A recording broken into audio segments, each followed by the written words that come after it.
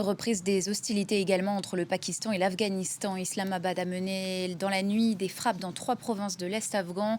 Elles ont ciblé une faction dissidente des talibans pakistanais. Bilan au moins 36 morts et 163 civils blessés selon le gouvernement taliban. Correspondance à Islamabad signée Andine de Gaulle.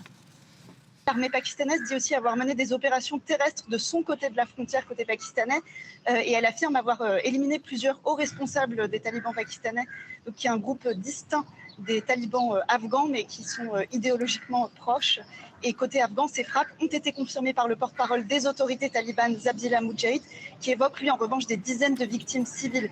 Et sur les vidéos diffusées par les médias afghans, on peut voir des hommes creuser des tombes à proximité de maisons détruites par les bombardements. Et selon un de mes contacts sur place, les habitants sont extrêmement inquiets quant à la possibilité qu'une nouvelle attaque ne survienne à tout moment.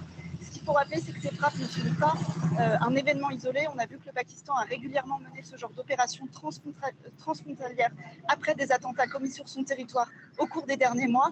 Les frappes de cette nuit sont présentées, comme vous le disiez, comme une riposte à l'attaque de Karachi survenue samedi dernier. Donc Karachi, c'est la plus grande ville du Pakistan qui se trouve sur la côte sud du pays. 3 membres des forces de sécurité ont été tués et l'attentat a été revendiqué par un groupe considéré comme une faction dissidente des talibans pakistanais. Et plus largement, ce qu'on voit, c'est que les deux pays sont engagés dans un conflit larvé depuis le mois de septembre l'année dernière.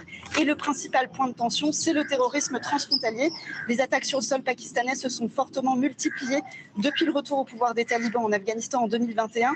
Elles visent surtout les forces de sécurité et les responsables gouvernementaux dans les provinces frontalières avec l'Afghanistan. Et Islamabad accuse ces groupes armés de disposer de bases importantes en Afghanistan où ils entraînent leurs combattants avant de lancer des attaques contre le Pakistan avec le soutien de Kaboul ou la complaisance de Kaboul, ce que les autorités afghanes démentent.